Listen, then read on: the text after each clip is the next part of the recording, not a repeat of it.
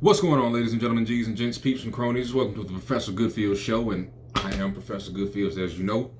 I want to talk to y'all, man. I want to tell you just a little bit more about me, man. I want to tell you about one of the funnest jobs I've ever had, and that was when I was working at Walmart, the second Walmart that I was working at, man. Everybody got mixed stories about Walmart, what they did and whatever. Me, I actually had fun. And I had a lot of first experiences there. Like that was my first real job. Even though I worked at another Walmart before overnight, I did not like that. I worked there for about a month and a half and I quit. But my second Walmart, that to me was my first real breakout kind of job, man, because I lost my virginity while I was working at that Walmart, man. I think about how old was I? I think I was like 20 or 21 or something like that. I was a late bloomer. What else did I do there? I got my first car when I was there. I got my first girlfriend when I was there. It was a lot of first stuff that happened there. And it was mostly good. You know what I'm saying? Pretty much it was all good, at least from what I can remember. But it was some bad times too, I guess. But I had fun there. I did the self-checkout thing. You know, the one with the little machines for those who may not know, whatever. But it was just an interesting time because I met some real good people, but I really learned more about people there. Because it was just so many folks that were coming in and out throughout the doors, you know what I'm saying? It was so many different kind of personalities. I had a lot of time to just sit there and kind of just observe people, see what was going on and stuff of that kind of nature because, well, I work smart. I never really work hard. But one thing that was me and my boy E, right? Me and my boy E, we ran self-checkout. He taught me some of the little ins and outs, some of the little extra secrets, you know what I'm saying, that ain't company policy type stuff on how to make work easier pretty much, right? And we run the hell out of that self-checkout line, man. If you've been into a Walmart, you know exactly how long the lines can be. We had a line coming from the self-checkout, the big self-checkout. From self-checkout all the way down to the bread, man. I shit you not. It was all the way back down to the bread by the whole week, by Mrs. Birds and them, man. And the way how we would run that line would be so smooth. It'd be on some Galileo type, what's old dude name? Da Vinci type stuff, man. Pretty much I would run the little mini register that was there. My boy E would be in the center navigating everybody. And sometimes we switch roles, whatever. But the way how we ran that line, we got that stuff done quick. And during that time, some of the way how we did it, some managers would look a little like, it's not the right way to do it or whatever. But we was just so smooth with it. You know, hey, what's going on? Come over here, come talk to me. You got cash card, this machine work right here. You can hit this right here. What's going on, man? You need something? I got you. That's how we ran it. But you know, some of the upper crust managers will look at you a little funny when you have fun at work and when they see you smiling, they think something's wrong. That's where I really learned that whole shtick from is that, okay, I started to understand the system of how the workplace pretty much went. That was my, like I said, my breakout kind of job. And it was just interesting to see how we got the job done in record time. No complaints or nothing like that. But yet, y'all still found something to complain about because we didn't look the part that you thought we were supposed to be. But that's okay, though. You know, this ain't a rant video. That's okay because everybody does things the wrong way. Everybody playing their part. But going back to some more of the stories and stuff of that kind of nature, I learned also too the difference between them chill managers and them uptight managers.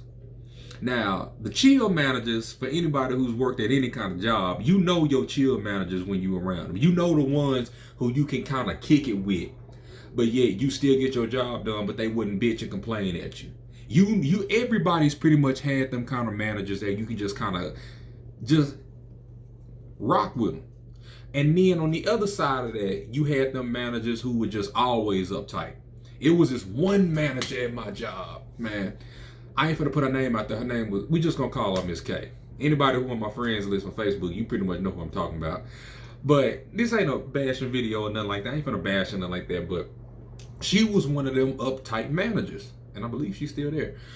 But she was one of them uptight kind of managers. And I'm a laid back individual. I get the job done. I get it done, you know, in a chill, kind of relaxed way, but in a unique way it's just how I am, you know what I'm saying? I'm more of a, hey, what's going on? How you doing? So, hello, sir. How are you doing today? You know, that's not my thing.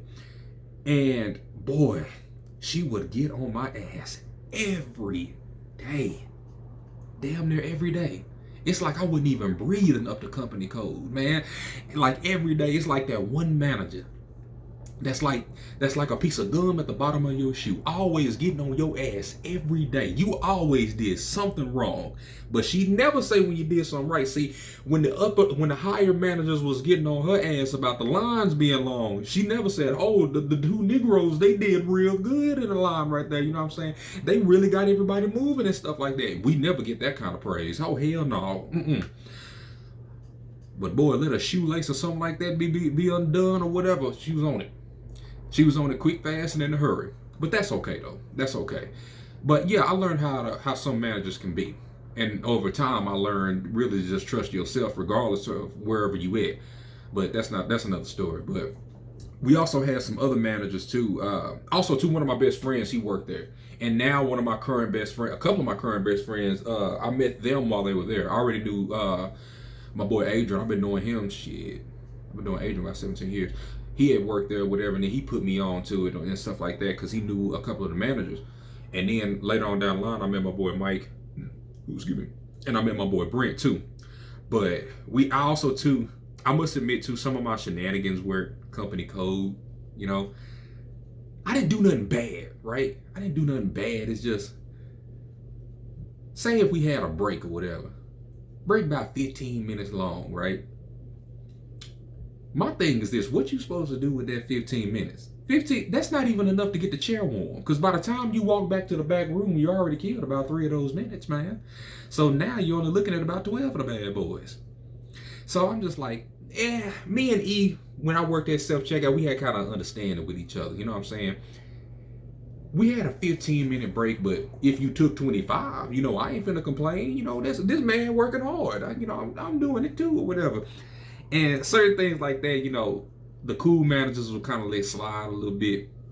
They wouldn't trip on it, or if they did, they just say something and then you continue with your normal program. You know how it go. But it was some interesting customers I met there. A lot of the customers though, this is the thing, in my jobs, I've never had problems with customers.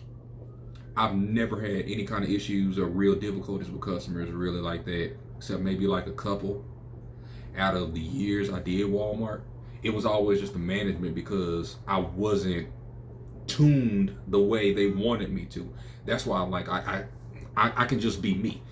And certain things that I would do and say were kind of inappropriate, because as you can see on my YouTube channel, I talk about stuff right now that a lot of people are afraid to talk about, a lot of things people don't want to face or whatever. But this is just who I am. It's just my authenticity. But when it came down to this one customer, I remember this. It's actually, I think that was the one where I got written up for the first time about my first write-up. That's what I remember. It was this dirty joke my mom had taught me when I was like about 11 or whatever, right? It's pretty much, long story short, it was this farmer who had a beautiful daughter. He didn't want nobody to have sex with her, so he put a razor blade in her vagina or whatever, right? White dude tried to have sex with her, got his meat cut off. Asian dude tried to have sex with her, got his meat cut off. Black dude tried to have sex with her, he still had his meat. And the farmer was like, well, didn't you try to have sex with my daughter? And he couldn't tell him because he got his tongue cut off. Ha ha ha, right? I'm sitting up here thinking, you know, it's just a normal joke. You know, I'm still talking to people as if I'm Chris. I'm never really talking to people like, oh, as a Walmart associate or as a GameStop associate or whatever. I'm just me where I go. And I said this joke to this one dude. He thought it was funny. And then, you know, he was laughing, blah, blah, blah. And then this other lady, what had happened was this other lady had came like a little bit behind him and he saw us laughing or whatever, checking out her stuff at the same time. And she like, oh, what's the joke or whatever? I wanted to hear it. And see, this is the part where I kind of got a little in. Because I got wrote up for it. When I told her the joke or whatever, she kind of chuckled a little bit and then walked off. I'm thinking she chilling. She went ahead and told one of the night managers about it and blah, blah, blah. She was appalled. She was transgressed and all this stuff. And then he called me into the back room and stuff of that kind of nature. But the thing about it is, like I said, I'm still talking to people as if I'm Chris because I don't know how to be anybody else, right? And I'm just sitting up here like, no,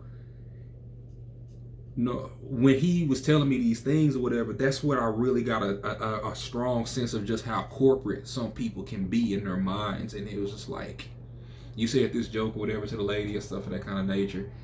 And it's just weird because if I was to tell you this kind of thing or whatever outside of work, you'd be okay with it. You know what I'm saying? That's where I was really just, again, starting to learn how the system kind of works when it comes to these jobs and stuff of that nature. But when I got written up that time, I was like, I felt like I didn't do nothing wrong because it felt like it was just normal communication. It was normal humor to me. I didn't hurt you. I didn't offend you. I didn't say anything about you. But it's just crazy how that whole thing happened. But that was just a little write-up thing that happened. It wasn't too bad.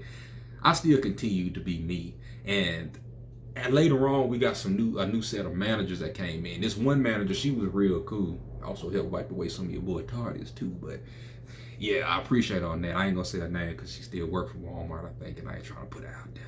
But man, I had a hell of a good time, man. It was some really fun times.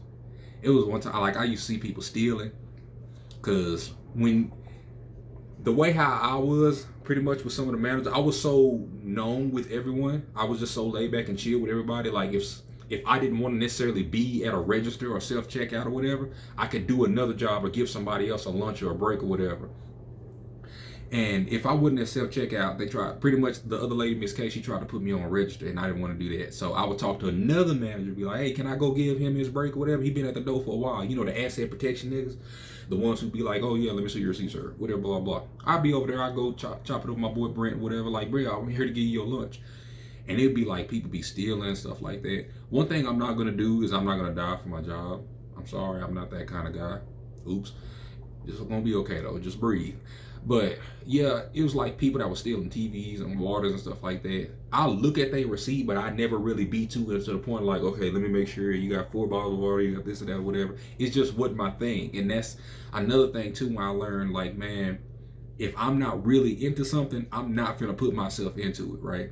I'm not gonna really indulge myself into this, because the truth is, I don't care. I'm not gonna pretend to do that. But it'll be people like that get stuff and things of that nature. I know it was one dude who ran out there with a TV or something like that one day. He ran out with a TV or a PlayStation or something like that. Somebody forgot to, so I think somebody who was in the electronics section, they just brought out the PlayStation or whatever and then set it down before actually scanning it in, and maybe they turned it back or whatever, and then he just snatched that mug and left. Dude booted. And nobody ever seen him since. But I could probably go on with that with these Walmart stories, man. I met some good people there. Some of them I got on my Facebook. They watch my YouTube channel and stuff like that. So, you know, thank y'all to y'all. I appreciate y'all if y'all made it this far into this video. But Walmart was fun for me, man. I had some real good times there. I had some really, really good furs there. I learned a hell of a lot about women too. I gotta admit, I learned a lot about women because I still had some shyness within me when I first started going there. I was still pretty shy over some things, but when you get around so many women and stuff like that, and you start practicing and realizing in your mind you're practicing talking to so many people, at least in my case, I got more and more comfortable just being around them. I didn't care no more. You know, I also too sometimes say a few inappropriate jokes, whatever, but you know, just breathe. And when I kept doing it for so long, I got to the point like, okay, I felt comfortable around women just out of repetition. I mean, be real. You gonna see more ass at a Walmart than you will at any strip club. Any strip club, because everybody's finna go to Walmart. Somebody need to get some milk, somebody need to get some headphones, somebody need to get some juice, somebody need to get some bread or whatever, and she probably finna be fine. 9 times out of 10, she you know, whatever. Some days weren't so good, but 9 times out of 10, pretty much every day I went to work, it was always something good to look at. That's just what it was. And then I just kept practicing, and repetition kept coming in. I learned more about how certain women are, how certain women can be, and stuff like that.